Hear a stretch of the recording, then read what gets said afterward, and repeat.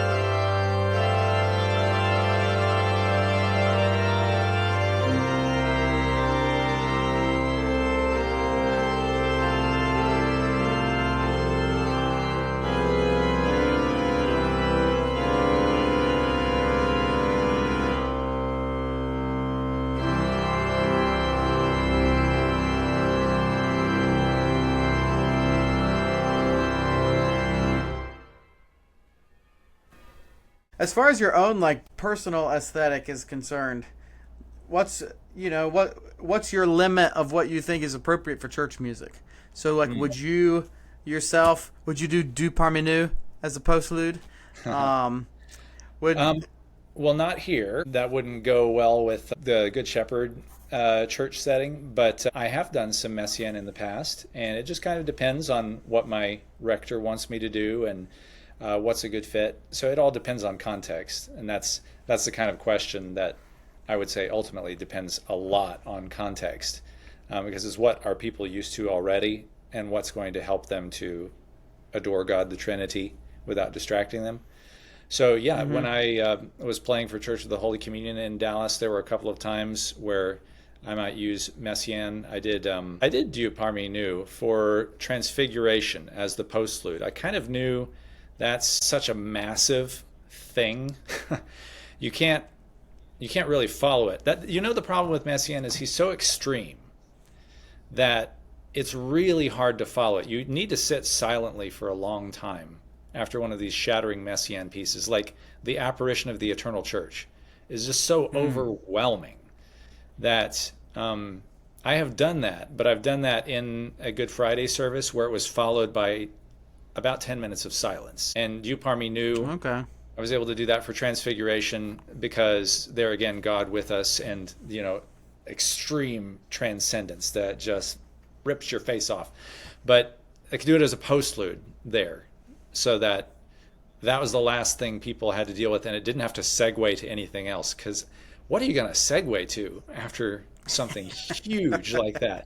That's actually why I don't use some of my organ tone poems in the liturgy, is because the ones that are really overwhelming, it's like that can't be a prelude to anything.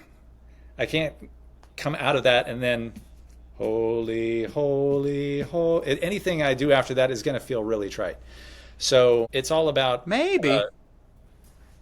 maybe. If I'm improvising, I like a really big crescendo up to the first hymn. I don't do it every Sunday, but sometimes I will get as wild as I think I can get away with. Yeah. And just keep building, building, building, building until it's where at least I first personally feel like I can't take it anymore. How much longer can I sit on a dominant pedal? And then I pause and then introduce the first hymn, you know? Right. Yeah. Hey, hit that like button. And so So when it's you sort do of the that, same way. yeah, when you introduce the first hymn coming off of that, how do you get over that speed bump of, okay, we were way up here? Do you keep it way up there for the introduction? Do you like segue it down? How do you do that? Yeah, I think so. Normally, I don't put like, even if it's harmonically and it like really intense, and the pathos is really intense, I won't use all of the organ. I'll use almost all of the organ. I'll use 80% of the organ. So then the intro. So if I'm like at 80% volume, then the introduction is still at 80%, and then the first hymn, the voices kind of send it over the top, and I'll maybe bump the volume up to 85, 90%. So the first verse is really big. And then if it's like 4 verses, I'll back down for verse 2, but maybe I'll try to descant above as we're going. And then verse 3, I'll make really quiet, and then I'll modulate or at least do some kind of transition and then do a reharm for verse 4.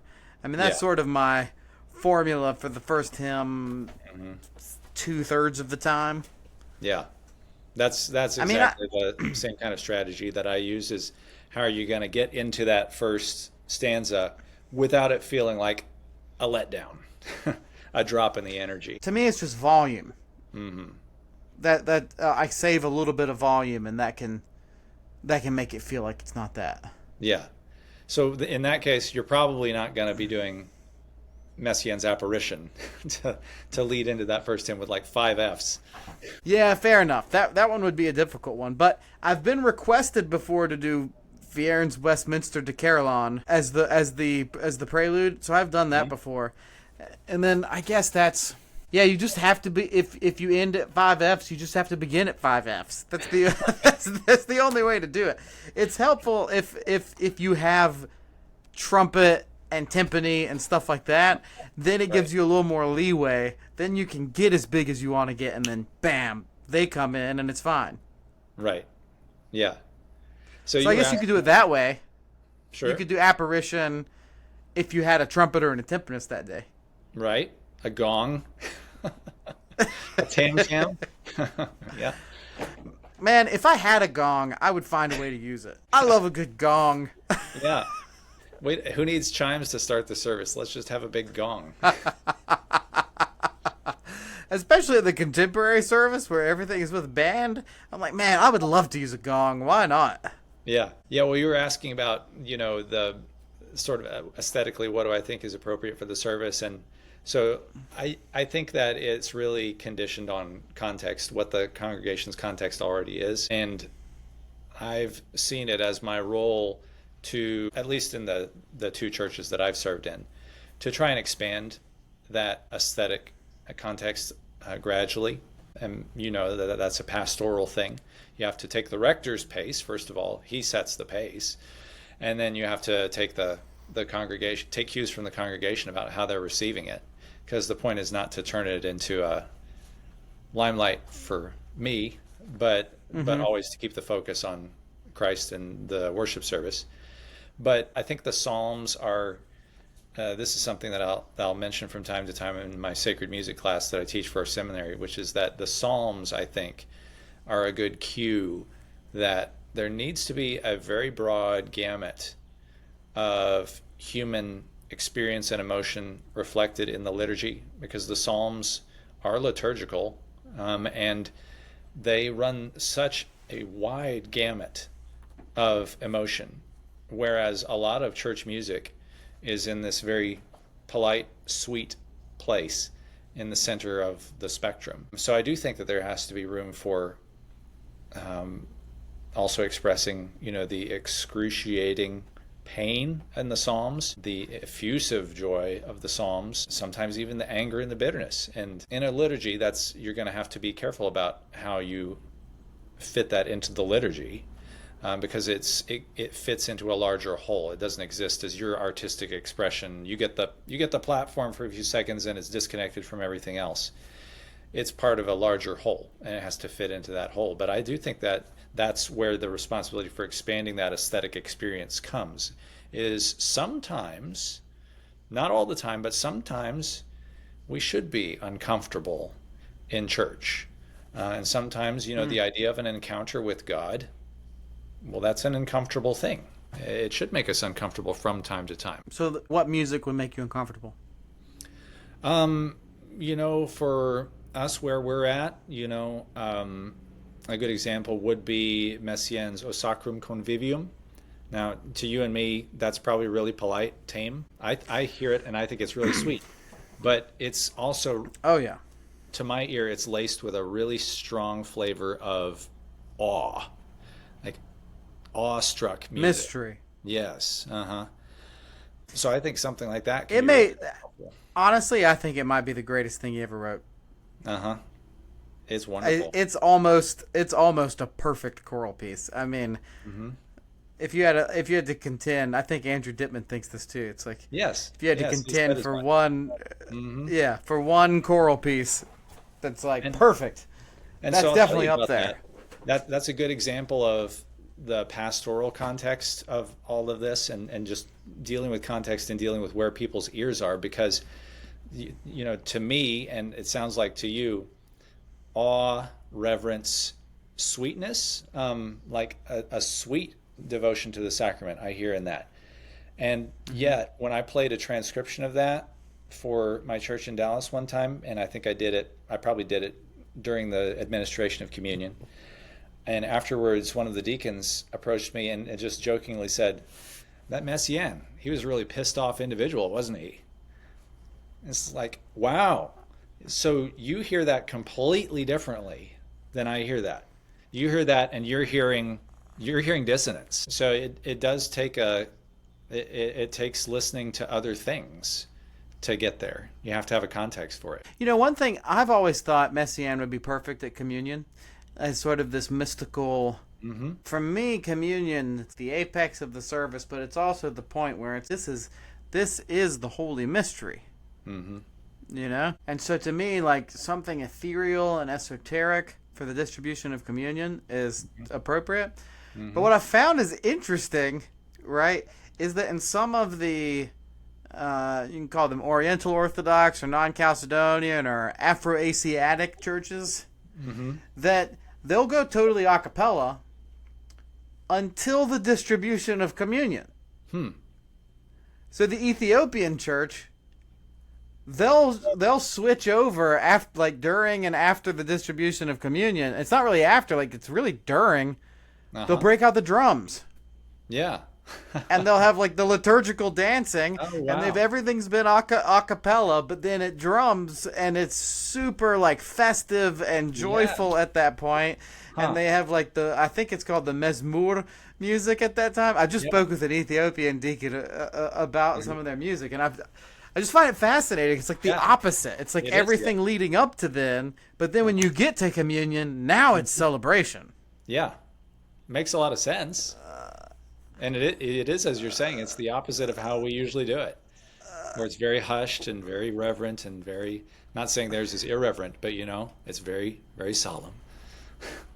Right. It's like, because sometimes I see people in the traditional world, they'll look at and they'll see, like, some, like, happy clappy stuff during communion, and it'll be so offensive. And I'm like, I think there's, like, a precedent in, like, the Orthodox world even for that, So it's just like an interesting kind of mirror to that. But with the contemporary Christian, this is an issue, right? So, like, in the Anglican Church North America, so many churches just have a guitar player. That's it. They don't have an organ.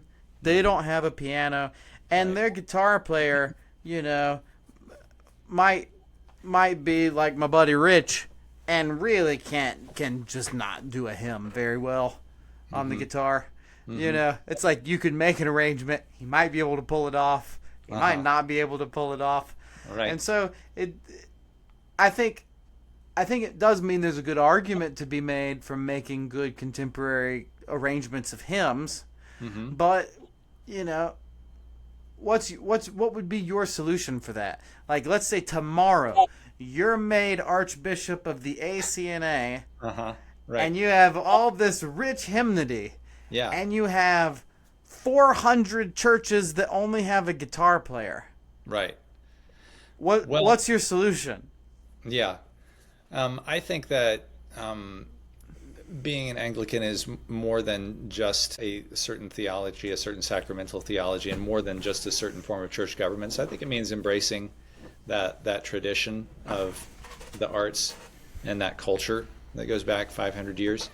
And so I think it is actually important to, I think if I were a priest in an Anglican church and walked into that, I would make it my mission to slowly grow things in a more traditional direction because it is important to see ourselves not just as a generation in isolation from other generations, but as part of a continuous body. I think that, a lot of times it's a big mistake just to say, well, this is the kind of music that I like, so we're going to have guitar music or just piano music because that's the kind of music that I like, and not to recognize that with that casual judgment of taste, what you're doing is throwing away 500 years of repertoire, which is a tremendous treasure trove that has been carefully amassed. So if we received this gift, which I believe we have in the Anglican Church, we've received a gift from the generations that came before, I think we have an obligation to steward it. And so, sometimes I'll get asked the question about organs versus guitars or even versus pianos. And I'll usually start there with, we've received something from the generations that came before. But then I'll also say that there's also a practical aspect to it, which is that the organ sustains indefinitely. And so it's a very effective instrument for accompanying chant. And our liturgy hinges on chant. So it's not just repertoire, it's also the musical forms that you're throwing out entirely. I think that the Anglican chant is a tremendous gift to the Church Catholic, as far as a very flexible device for a flexible harmonic way of singing scriptures, and just to throw out that enormous tradition because you're not even aware enough to realize that you've received a gift from your forefathers. I think that's a big shame. So yeah, if I was presented with that situation, I'd be trying to grow them towards that. And that's exactly what Bishop Grote did in that story that I told you. He was like, okay, so this is where you're coming from. I'm not going to say you need to go cold turkey, no guitars, but he tries to imagine a creative, aspirational point that you can grow towards. And for him, with Trinity in Houston, that aspirational point was, why don't you see if you can do the music with this style of instrumentation that you're used to, but if you could stick to the hymnal. And it was amazing that they took on that challenge and met him on that, and now they've got a robust repertoire of the 1940 hymnal that they're doing with guitars and drum set and keyboard and all the things that you would expect in contemporary worship. Now, at a certain point, songs, hymns, styles, all of these things can then become part of the tradition. Yes. Right? I mean, yes. in any given tradition. Yes. And so, would there be an argument to be? I mean, I can imagine a day in 200 years when someone says Fernando Ortega's "Our Great God" is part of our Anglican heritage. Right. Would you well, I guess first, do you concur with that, right? And then two, if that was the case, because of the nature of all these people who are doing contemporary Christian music, and even more so in other countries. I mean, even more so in Africa and places like that where there's just all kinds of stuff being sung. Then what do you think of the blended service? I wouldn't aspire to have one. You would or wouldn't? I would not. No, I would not aspire to have one myself. That's a tricky one because obviously I believe that a lot of this contemporary worship stuff has its own integrity, its own artistic integrity, and is appropriate for worship. I don't know that I've ever seen a blended service that didn't seem jarring to me. So I don't know. I'm shooting from the hip on this, and praise God, I don't have to make these calls in a parish. I'm glad to be at a parish, but I don't have to make that pastoral call. Probably, if I did have to make that pastoral call, I would say, let's do one or the other for a service. Let's do an even song where both the hymns that bracket it are contemporary, and let's do it the whole way on this service, but not let's stir in some of it in the middle. That's just my guess, shooting from the hip here. Yeah, I mean, I will say it is very difficult to do. Mm-hmm. It is a hard thing to do, to blend it well. Yeah. And I think I did it at Christ Church Plano because I was organist there for a while. Yeah. And they did a relatively good job at it, I felt like. Mm-hmm. I mean, they did songs I wouldn't personally do that were too me oriented and things like that. But I think the keyboard driving it was. They're one of the best that I've seen. I think their secret is the keyboard drives it rather than the guitar drives it. I mean, they basically told me that. That's if the keyboard drives it, it gives some sort of aesthetic continuity between piano and organ. Okay. You know. Mm-hmm. And I'll say, like, for Easter. So, like, at St. Michael's, we have a contemporary service where I will arrange hymns. Like, I'm doing Holy, Holy, Holy that I arranged, you know, this week, like, for band. But it's mostly band-driven. And then we have another service that's mostly organ-driven but still has contemporary stuff in it. But at Easter, I really combined them. And so it's like I had full brass ensemble, like, brass quintet with timpani and full choir. And so, like, the opening hymn, you know, Christ Lord is risen today, et cetera, et cetera. But then we did the resurrection hymn, See What a Morning, by Chris Townend. Not Chris Townend, Stuart Townend and Getty. But I arranged the brass to play along with it, and that was driven by the band. Yeah. And the choir had a descant on it, you know? And to me, it worked super well, even though it's obviously contemporary. And then later during communion, we had In Christ Alone. It was done the same way. There was, I think we did the City of Light. It was finished upon the cross that way. But then we also had Hail Thee Festival Day during communion, you know? So we've at least done it before where I felt I could look at it and say I was proud of the blend that we had.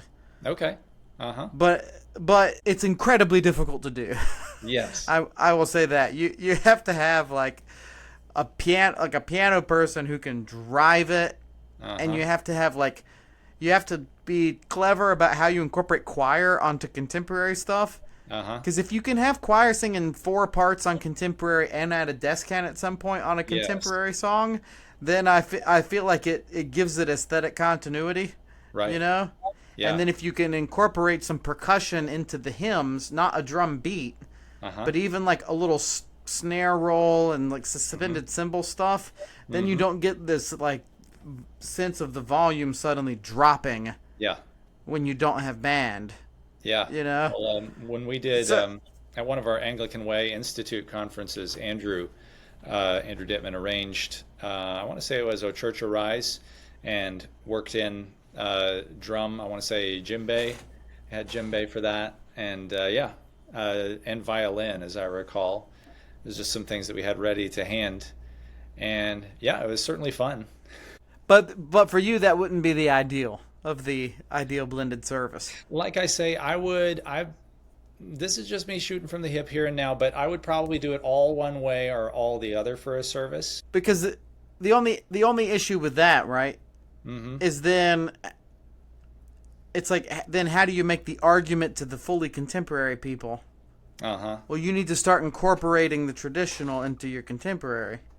If you can't concede the argument of working contemporary into the traditional, which maybe it's not a dichotomous relationship, and maybe it's, you know what I mean? It's like, honestly, I do a lot of contemporary, and I could also go the rest of my life and not play any contemporary again. So I could just chant the rest of my life, and that'd be fine. You know? I kind of think of these things like a diet. It's a metaphor that I revert to a lot, and So there are some very substantial things in the world of contemporary Christian music, like we've been talking about. I revert to the Getty and Town End a lot. But a lot of that world is high fructose corn syrup. It's something that big explosion on the palate, but not going to nourish. Not going to nourish you aesthetically, and I would argue that there's also the sacramental connection there, that it's not going to nourish you as much spiritually either, because it's aimed at different spiritual objectives. And honestly, there are also things in the diet of traditional music that are like that too. You can find the high fructose corn syrup of the Victorian era, the slushy, sentimental, weak sauce theology with an equally weak sauce, harmonization that's very saccharine. So it's not like that. You have a good example? I wouldn't know them off the top of my head because we don't sing them a lot. But yes, I could look some up for you. I almost feel like when in our music God is glorified almost fits that. Yeah, that's one where I would say it's just tepid theology, because it's really an ode to music is what it is. It's not really primarily about adoration of the triune God.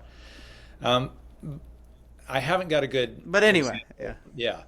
But anyway, I think of it as a diet. So I wouldn't try to necessarily get rid of all of the contemporary worship music per se, but I would think of it as, how can we give you a more robust diet?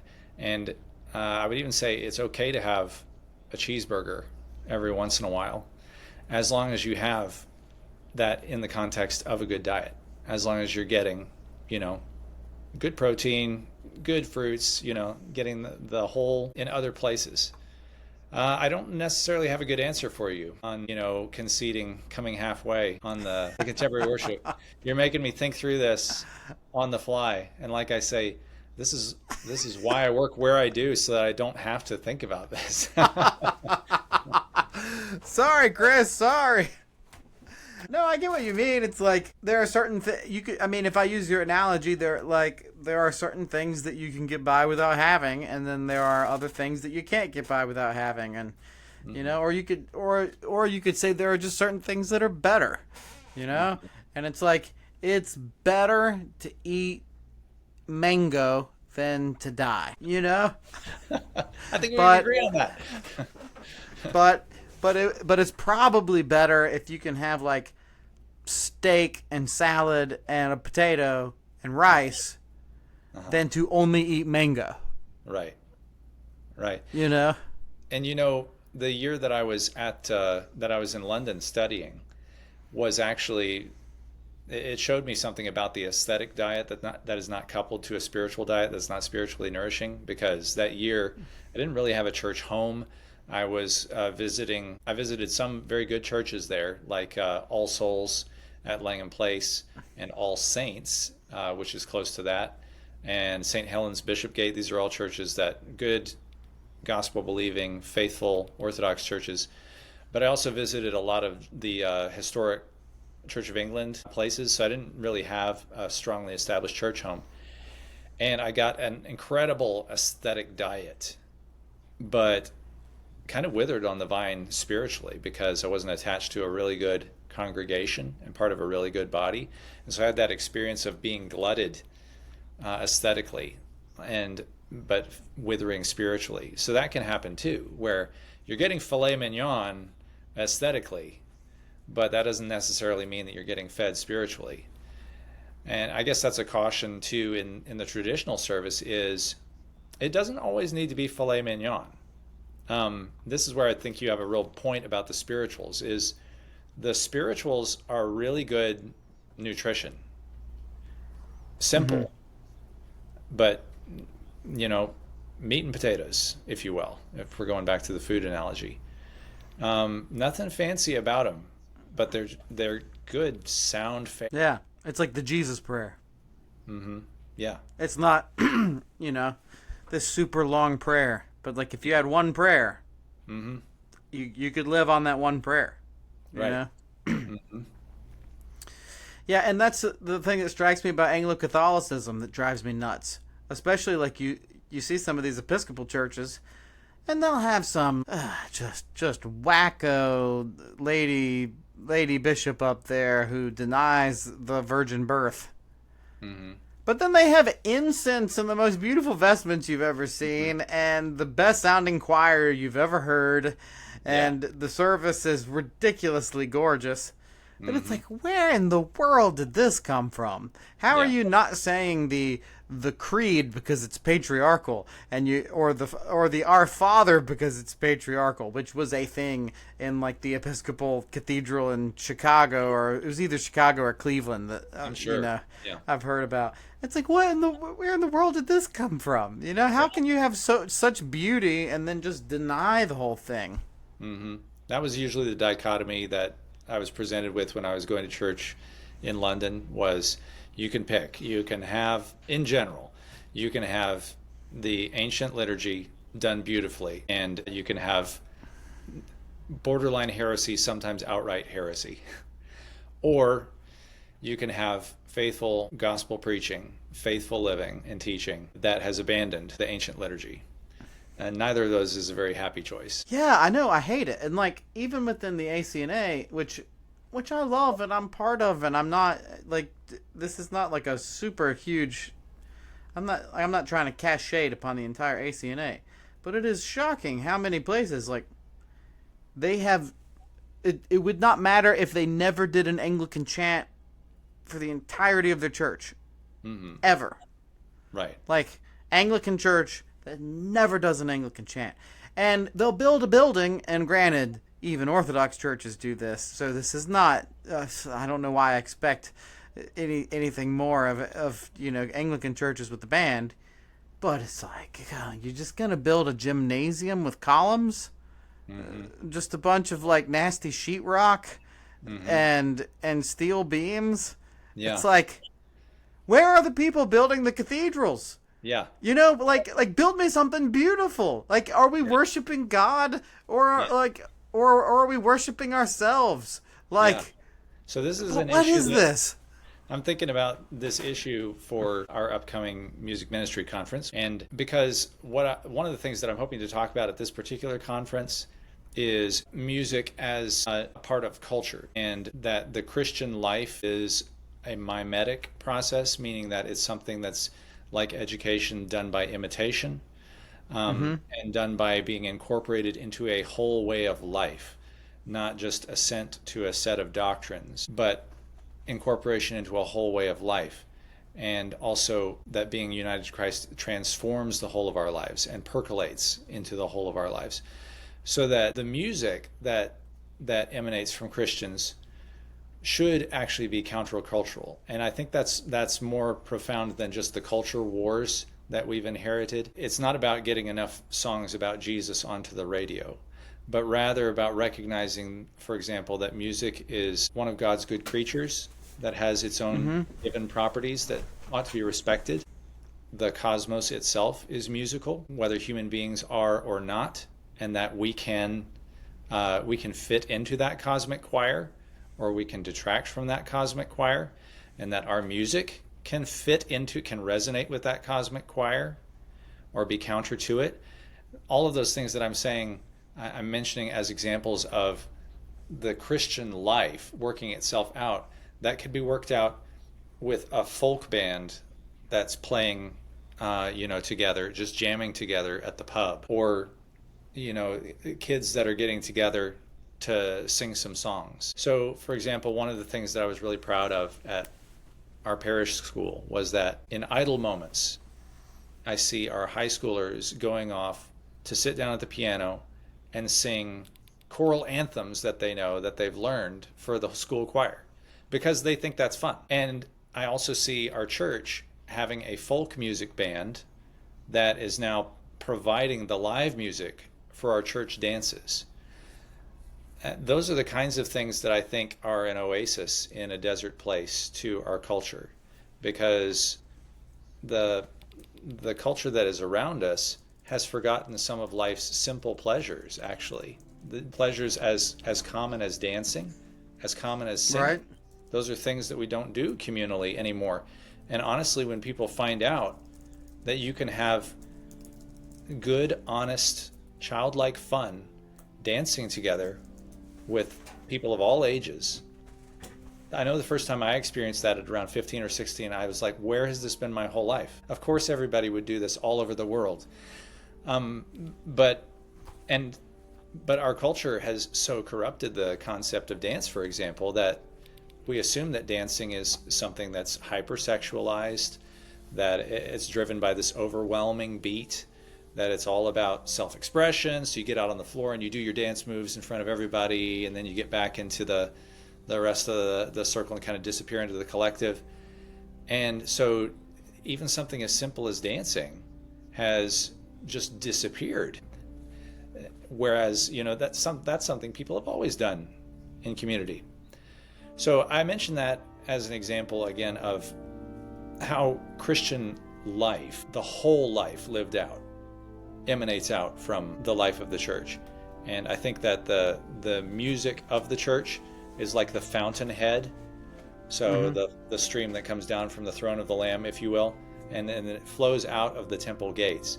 And out of the temple gates flows out into the world, and it starts to affect all of those things that are not necessarily sanctuary things, but it starts to purify and heal everything in the community around it by just, honestly, by bringing back the good gifts of God's creation and making them enjoyable again. And if the center is in place, everything else flows where it's supposed to be. It's like, if your love is on God, was it on Dante's Inferno? It's like the ontological level of which that person's love was affixed, rather than being affixed on God, is the means by which their hell exists. And so it's like, if your love is affixed properly, then God is really at the top. And so it's like, well, the church music should be the best, and then it kind of flows down from there. And so, I mean, I think that is probably what's wrong with, when you look at all like these wacko Episcopal churches with beautiful music, is the music has become the thing for itself. Right.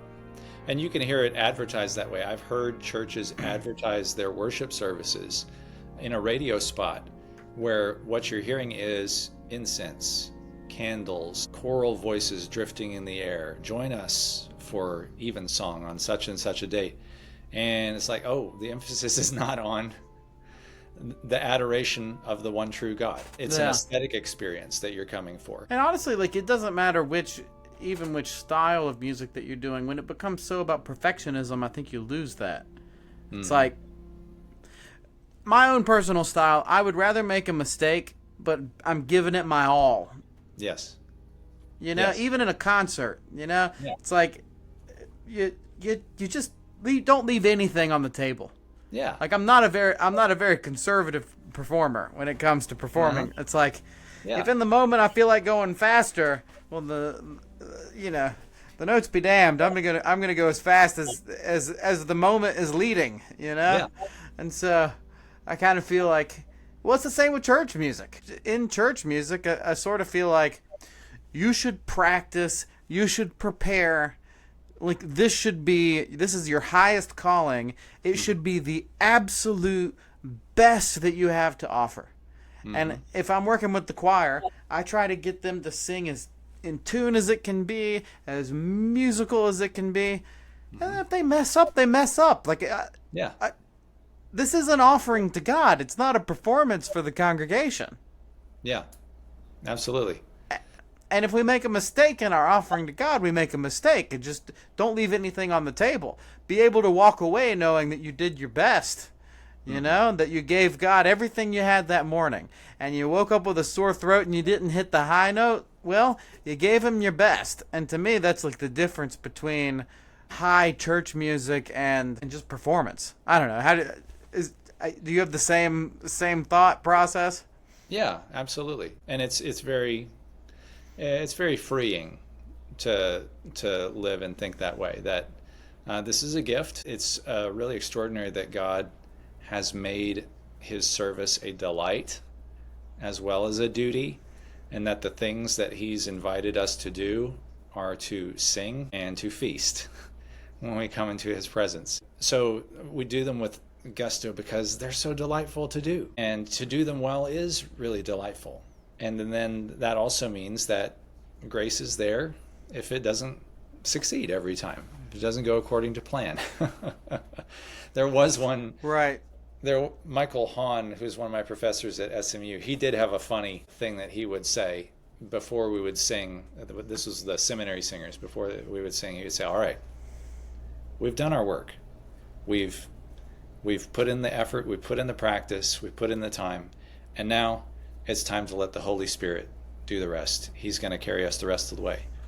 Don't screw up. That's pretty good. Yeah. Yeah, when you're just so into like perfection, it's debilitating. I played at a church for a while where I was as nervous as playing a concert in Europe, like every service. Yeah.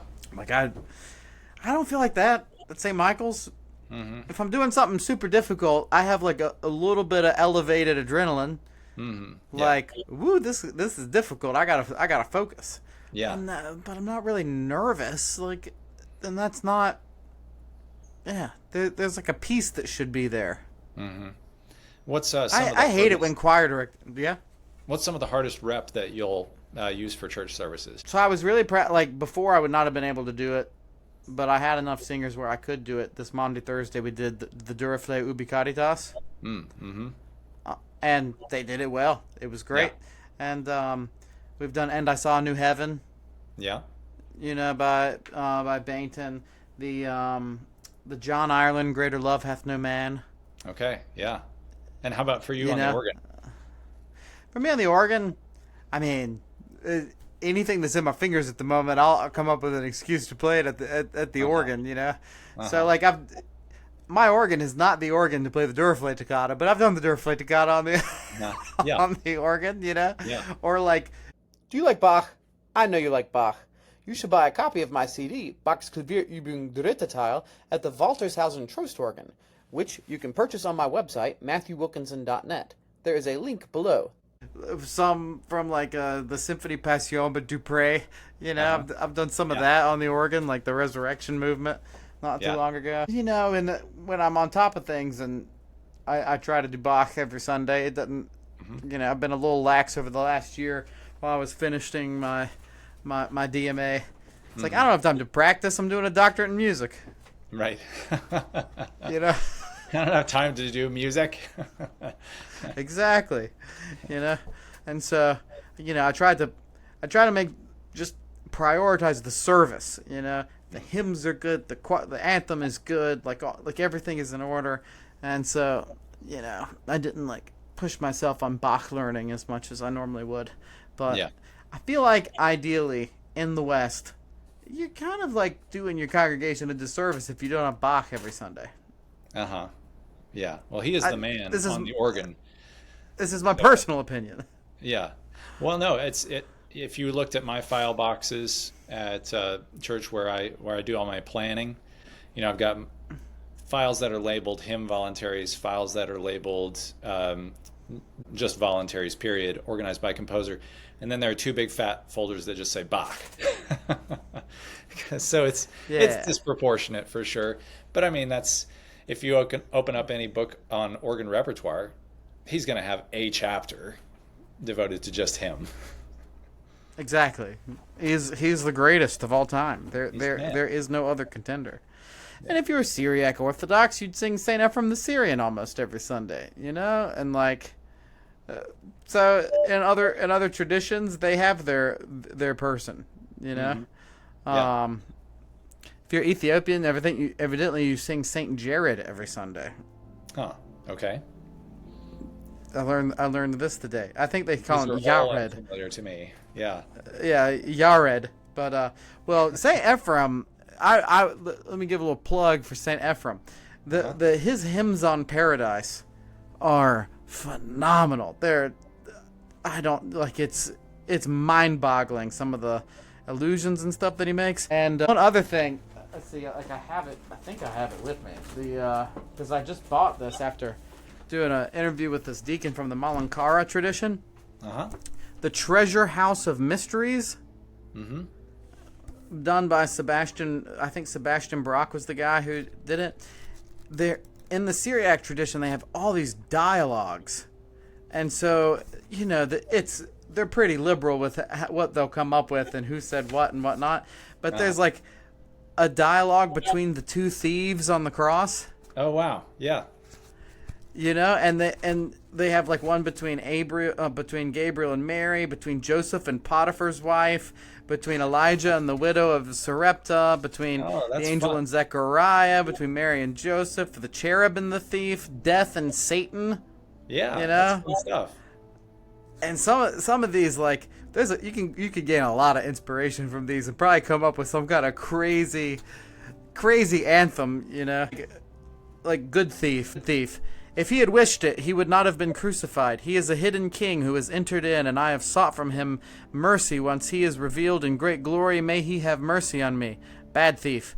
Don't you see his body's sufferings, how like us he is pierced with nails? If he has a kingdom that he can grant, then let him release himself, and we will believe him. Good thief. Don't you see how the sun has darkened? Don't you notice how its light is gone? Your mind is blinded, and you cannot see the king who has been proclaimed. And it goes on for like 11 pages like this. It's just, it's awesome. Each tradition has the riches of their tradition, Make a good oratorio too. It would be an excellent, or like passion play type thing, know. And I think the hymns on Paradise could totally be set in I would love to set them one day, but it would be a tremendous amount of work. Back to the question of what's the most complicated stuff we do. We don't do a lot of 8-part stuff just because I don't have that big of a choir. So if I did, I would do some of that. And if I could pull off, some more Renaissance stuff and Purcell, and I would do more of it.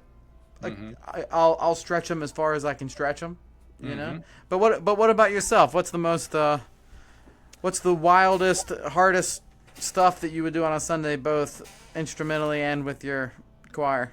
Well, for the Sunday where the epistle reading talks about the devil being a roaring lion walking about seeking whom he may devour, I have taken that as an excuse to play a few pages from the Duraflay Toccata. Nice. I can't play the whole thing, but yeah, it was a good excuse to do that. I'll do the Prelude and Fugue on the Name of a Land for All Saints. For our choir, we are still growing our choir, but we're doing very standard rep. But this year we got to do Ye Choirs of New Jerusalem by Stanford, which was a high watermark for us and really exciting for me to do, because there couldn't be a more joyful Easter piece, I think. Oh, it's epic. It's the best. Yeah, it's so fun. It's so happy. And so, we're working our way through some Messiah standards, so it wouldn't be a big deal for all churches, but it's a big deal for us that we do the Hallelujah chorus, or we do And the Glory of the Lord, things like that, because I've been here for 7 years now and have just been growing the choir for that amount of time. Wow. And you don't have any paid singers or anything like that? Right. Mm-hmm. Would you be ideologically opposed to paid singers, or? No, not as far as I know. Okay. It's just a matter of if you have the budget for it. Right. Yeah, we'll get there. Give it enough time. So I've been writing a number of modest things. I write things to use when I'm composing. And so the things that I write are almost always derived from a need. Like I will find, I would like to introduce Praise My Soul, the King of Heaven with a really substantial piece of organ repertoire that makes use of the hymn tune as raw materials. So I want some voluntary on Lauda Anima. But at the time, I couldn't find one. So I was like, okay, I'm going to do a voluntary on Lauda Anima. Right? So Willen didn't have one? Pardon? Willen didn't have one? I don't think he does. At least not in any of the resources that I've got. No. And I've got a lot of his stuff at this point. Yeah, there were some surprising ones. So, like Hyfrydal, Vaughan Williams has an interesting setting of Hyfrydal, but to me it seems like not very easy. Yeah, and it seems more like a compositional etude. It's sort of strange harmonic progressions. So, Keely Willen does have one on Hiferdal. Yes, he has a really outstanding one on Hiferdal. I wrote one before I knew about his. But this is my shameless plug right here, is I put a lot of those things into this one from Paraclete Press, which is the 20 hymn voluntaries. And those are all things that are aimed at just your typical church organist, and very standard hymn tunes that didn't necessarily have substantial settings. I couldn't find anything on Jerusalem, Perry's Jerusalem, so I wrote a voluntary based on that. I found a few things based on Nicaea, but again, I was just surprised that there wasn't more, and that what I found wasn't more interesting. So I wrote a toccata on that, and wrote a meditation on that that's very transcendent sounding, that I use sometimes. I like the Willen on that, but there's nothing. But I haven't found any that's big. Yeah. The Willen is super contemplative and beautiful. Yes. It's great, but but Nicaea is a big hymn. Yes. So people should buy your toccata on Nicaea because it needs a big treatment, and also one that's not incredibly cheesy like a bunch of the organ music that was written in the 80s that everyone played. Yeah, and that's the thing is, I could definitely find settings if I wanted something that's just splashy, where you're just doing this with your right hand for no reason at all. But no, I wanted something that is substantial. Right. And what about some other ones? So one of the other big collections that I've produced is hymn reharmonizations. Again, I did those for my own use before I ever thought of putting them into a collection. And so this is one. The 20 hymn voluntaries, that's from Paraclete Press, and so you can get that through their website. This one you can get through my website, which is hoytcomposer.com. hoytcomposer.com. And so these are the 75... Link below. So these are the 75 hymn tunes reharmonized. And I guess I will say one thing that this collection has going for it is that there's a lot of variety to the technique in the reharmonizations. So I love Ross Thorne. Yeah. Ross Thorne's collection. But I would also say that he typically has one shtick, and it's a great shtick, and he does it for every hymn. There's a lot of variety in these. So some of them, for example, just stick to 4-part, but reharmonize the 4-part. Some, amp it up to be 8 voices, really thick textures. Some put the melody in canon. There's an interesting one for Oh, the Deep, Deep Love of Jesus that's easy to play, very effective, because you get the sense of the C. You've got the triplets, da da da da da da da da. You got those triplets, but then down in the pedal, it's just running duples, da da da da da da da da da da da da, and you get that polyrhythm, and everybody immediately gets what you're doing. Even people who are not very musically aware, like, whoa, that was really the C right there. So it's a whole bunch of different techniques in this, and like here, I'm looking at another one for Puer Nobis. Ba ba ba ba ba ba ba ba ba ba ba ba ba ba ba ba. Did that one with lots of imitation in the interior voices, and then lots of incomplete canon, and then one complete canon on the top. So some of the hymns will have a middle verse that's very starkly a different, usually a very sad middle verse that's very different than the rest. So in Advent, Lo, he comes with clouds descending is a great example. It's got the one verse about how they will look in dread upon him whom they crucified. And that one has always seemed to me like a little bit painful to sing when you're singing the Alleluias. Oh, what is Helmsley. Da da da da da da da da da da da da da. And you get to the end. Hallelujah, hallelujah, hallelujah. When you're singing that on the verse where it's talking about how they're going to be petrified to see the Messiah come with his brass knuckles on, basically, confronting the people who crucified him. So I did a reharmonization of that, where it takes it to the minor, takes it to some very unusual chromatic places, so that for that verse, you can still sing the melody, but you go, whoa, he's coming in judgment. Did the same thing. Yeah. We've got one that was in the 40 hymnal. It's in our 2017 hymnal as well. Madrid is the tune name, or sometimes it's called Spanish chant. For us, it's coupled with a hymn that's about the litany. Savior, when in dust to thee. Savior, when in dust to thee, lo, we bow the adoring knee. When repentant to the skies, scarce we dare to lift our eyes. So it's already very penitential. It's a bit of an odd pairing, to be honest with you. Then it goes to a middle verse that's about the passion of Christ on the cross. By thy expiring groan, by the dread sepulchral stone, by the nail, the spear, the thorn, and we're still singing Madrid in this major key. So I've got a reharmonization in there that puts it in solidly in the relative minor, with a lot of anguished harmonizations. So there's a lot of variety in that collection. I'm really proud of it. I was trying to find the you mentioned Lo He Comes. I found like an alternate set of texts for it. Uh-huh.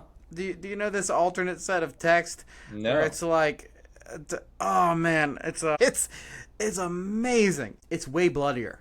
It's like you already think Lo He Comes is like already bloody as it is, and then this one is like even bloodier.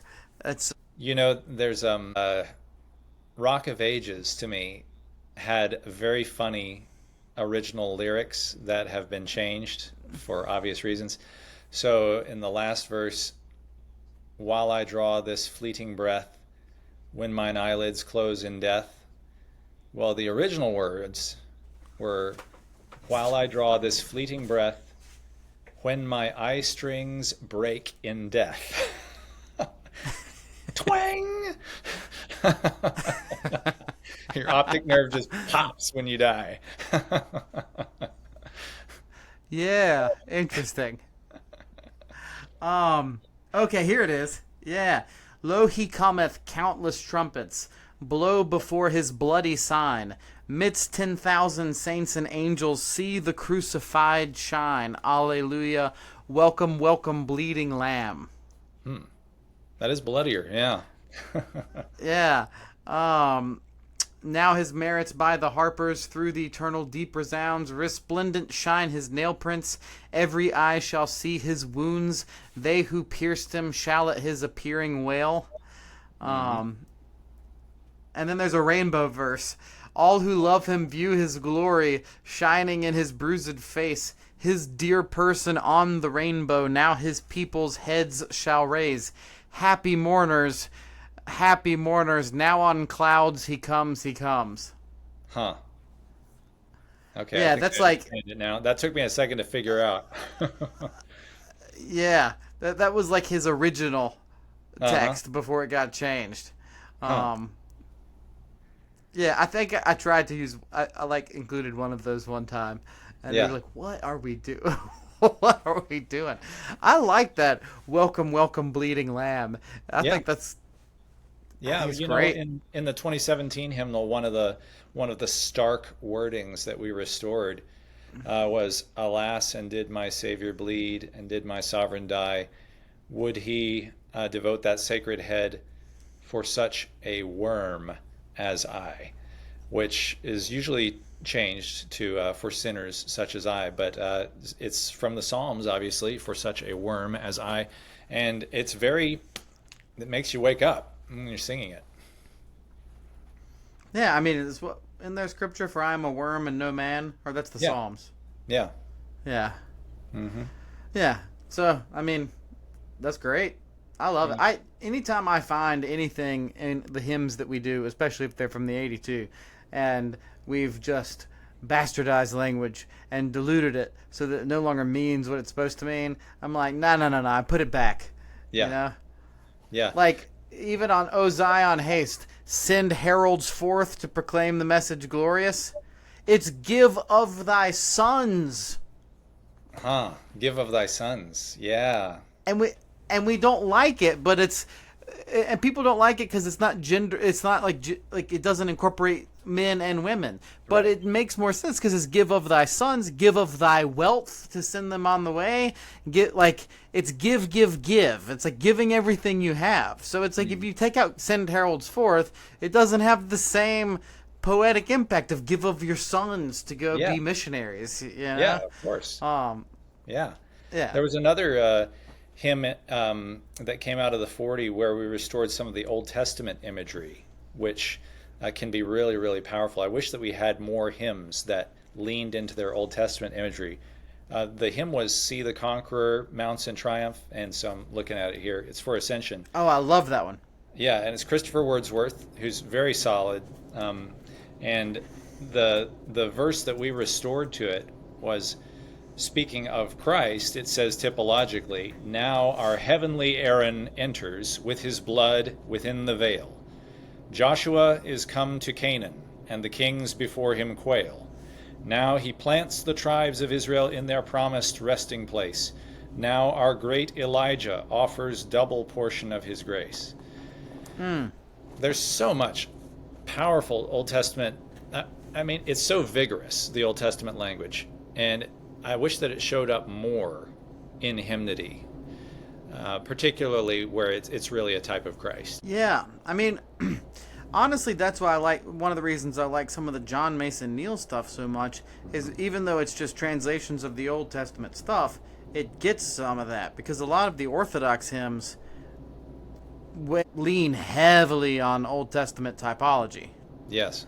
And so some of that hymns of the Eastern Church, like his setting of what's the big Easter one that we do every year, everyone does, Come Ye Faithful, Raise the Strain. Yes. Yeah, I think it comes from like the whole Paschal setting. Yes. I don't know if you know all of those texts, but I mean it goes through. I mean, I think it mentions Jonah and the three young men in the furnace and I think Elijah, and I mean it just keeps going. Yeah. You know? But I've never seen anyone set the whole Paschal. Yeah. The whole Paschal setting. They just do that one snippet, Come Ye Faithful, Raise the Strain, but they don't do all the other ones. Right. And you at least get Pharaoh and the Red Sea in there. But yeah, it'd be wonderful to see all of that in there. And there's one hymn, I don't know if you've ever heard this one, but I would love for someone to figure out a way to make this into an English hymn that we could sing. Because to me, it's one of the most gorgeous hymns that's like done in the East. It's the Hymn of Cassiani. Okay. Do you know this hymn? No. So like Cassiani was a nun, and evidently I think the emperor was trying to marry her. And so he came looking for her, and she hid. You know. So there's a line in there about Eve hiding herself from fear, and the story is that she had gotten to the point where it says, and this is such a beautiful line in the hymn, I will kiss thy most pure feet, whose tread, when it fell on the ears of Eve in paradise. And evidently she led off there. And then the emperor saw the hymn and wrote in, dismayed her so that she hid herself because of fear. Yeah? And so there's a little historical thing there, but I'll real quickly read you the whole thing. That, O Lord God, the woman who had fallen into many sins, having perceived thy divinity, received the rank of myrrh-bearer, offering these spices before thy burial and crying, woe is me, for the love of adultery and sin hath given me a dark and lightless night. Accept the fountains of my tears, O thou who drawest the waters of the sea by the clouds. Incline thou to the sigh of my heart, O thou who didst bend the heavens by thine inapprehensible condescension. I will kiss thy pure feet, and I will wipe them with my tresses. I will kiss thy feet, whose tread, when it fell on the ears of Eve in paradise, dismayed her so that she did hide herself because of fear. Who then shall examine the multitude of my sin and the depth of thy judgment? Wherefore, O my Savior, and the deliverer of my soul. Turn not away from thy handmaiden, O thou of boundless mercy. Wow. Isn't that a beautiful hymn? Yeah. So much packed into it, too. And evidently in Greece, this is like, I think it's Holy Wednesday when they sing this. And it's the night that all the prostitutes go to church. I'm not kidding, because it's like, I'm not even, because like even they know, they know that it's like, but that's the tradition, like they know they're in sin and whatever. But this is the night that the woman who was the sinful woman, that like fell down at Christ's feet, and so. They pray for mercy and grace and go to church and hear the hymn of Cassiani, or at least that's what I've been told. That's sort of like this local Greek tradition, and so anyway, to me it's like it is a shame that there is not an English translation that is set poetically and beautifully that can be adopted into the Western Church. Like not every. They have a corpus of hymnody. We have a corpus of hymnody. I get it. But when something's amazing, take it. Right. Use it. Share, Right. Yeah. Some things are just become Catholic because they're just too good to turn down. Yeah, exactly. So I don't know. If you get if you get a little poetic inspiration and you want to set the hymn of Cassiani, let me know. Or if you know somebody that wants to poetically set the hymn of Cassiani. Okay. Yeah, that'd be a fun project to do. Andrew Dittman is leaning on me to work on a cantata libretto for him. He wants to do a cantata that's based on Psalm 139, so to have the text of Psalm 139, and then would have some interpolations of hymns and some freely composed texts in there. So we still have to hash out the idea, but that's one that he's been leaning on me for a while to do, and I just keep using his own line, which is, when a man says he's going to do something, he's going to do it. You don't have to remind him every 6 months. Yes. Oh, man. Psalm 139. Where shall I go from thy spirit? If I make my bed in hell, you are there. Mm-hmm. This is a cantata he's going to do? I think so, yeah. Mm-hmm. That's the idea we're kicking around. He's got some movements already, choral anthems that he's already created that could be incorporated as movements, and wants to flesh it out into a larger whole. But it's still very much in the brainstorming stage. Yeah. Well, dude, there's tons of stuff on like the descent into hell you could use on that. Yeah. Actually, my old rector, Bishop Camlin in Dallas, he did his dissertation on the descent into hell. Really? Yeah. Yeah, we should have him out here at Good Shepherd sometime to do a Sunday school presentation to us on the descent into hell.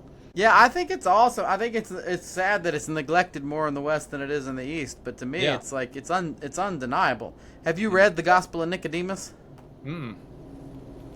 Oh man, talk about a non-canonical ancient text that'll make you cry when you read it. It is okay. It is begging to be set to a cantata. I mean, begging to be set to a cantata, because there's this whole thing where it's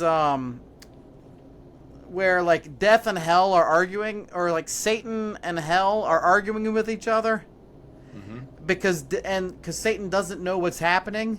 It's like he thinks that he just killed like a man, and then it says there's a voice that appears and it says, "Open up your gates." And they're like, what? What is this voice? And then Isaiah says, this is the voice that I prophesied when I said this. And then David says, no, this is the voice I prophesied when I said this. And then it keeps getting more and more intense. It's so musical, like the prose where they start like arguing with each other. It says, open up your gates that the King of Glory may enter in. And then Ezekiel says, this King of Glory is the one that I said. And then finally, he keeps saying it. And then finally, like Satan says, "Who is this King of Glory?" And then everybody in hell shouts out, the Lord of Hosts, he is the King of Glory, and it That's precipitates the harrowing of hell. It's amazing. Yeah. Yeah. To have Satan be the one that asks the question, that's brilliant. Yeah, it's awesome. And so it's for sure it should be set to a cantata or an oratorio or something like that. Yeah. I had the idea it would be cool, like, if I ever took a stab at it, to, like, because there's so many ancient Christian traditions, to have like set some of it in like Syriac style chant, and then have some of it in like Coptic chant with like the symbols, and so where it's like the ancient, like the Hebrews and whatnot, they're all talking in like these different musical idioms, and then it sort of comes into a climax. It's a great idea. I have no idea how you'd actually realize it, but Yeah. yeah. Anyway, sorry for my long rant, but just No, that's an interesting one. That's a worthwhile one. And listen, yeah, Matthew, we're coming up on my dinner 3 time. hours. Yeah. Yeah. So Hey man, it's been a lot of fun. Thank you for talking to me. Is there anything else that you want to plug of your own stuff? let's see. Got to talk about both those collections. So no, I think I'm good. Got to talk about the Cadman conference. Yeah, I'm good. Nice. And your links will be below where people can go and buy your arrangements of stuff.